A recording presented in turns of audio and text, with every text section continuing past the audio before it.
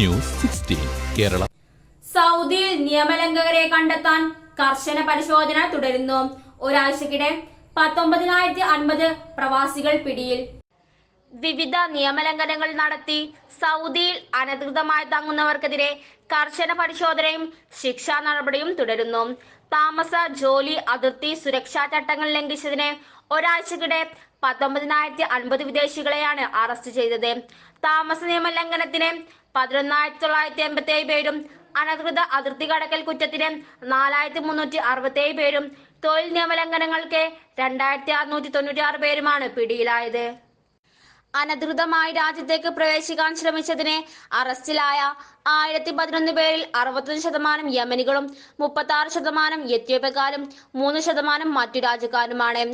അയൽ രാജ്യങ്ങളിലേക്ക് കടക്കാൻ ശ്രമിച്ച 24 പേരെ പിടികൂടി. നിയമലംഘകരെ കടത്തിക്കൊണ്ടുവന്നതിനും അഭയം നൽകിയതിനും 18 പേരെ കസ്റ്റഡിയിലെടുത്തു. സംശയാസ്പദമായ ലംഘനങ്ങൾ മക്ക, റിയാദ് മേഖലകളിലെ ടോൾ ഫ്രീ നമ്പറായ 911ലും രാജ്യത്തിന്റെ മറ്റ് പ്രദേശങ്ങളിൽ 999 അല്ലെങ്കിൽ 996ലും റിപ്പോർട്ട് ചെയ്യണമെന്ന് ആഭ്യന്തര മന്ത്രാലയം പൊതുജനങ്ങളോട് ആവശ്യപ്പെട്ടു. രാജ്യത്തേക്കുള്ള അനധികൃത പ്രവേശനം സുഗമമാക്കുന്ന ആർക്കും പരമാവധി 15 വർഷം വരെ തടവും 10 ലക്ഷം റിയാൽ വരെ പിഴയും, കൂടാതെ ഗതാഗതത്തിന് ഉപയോഗിച്ച വാഹനങ്ങളും താമസിക്കാൻ ഉപയോഗിച്ച വീടുകളും മറ്റു വസ്തുക്കളും കണ്ടുകെട്ടുമെന്നും മന്ത്രാലയം മുന്നറിയിപ്പ് നൽകി. News 16 news desk. പക്ഷമില്ല, വിവേചനമില്ല. നേരിനൊപ്പം, നാടിനൊപ്പം, നാട്ടുകാർക്കൊപ്പം. News 16 Kerala channel.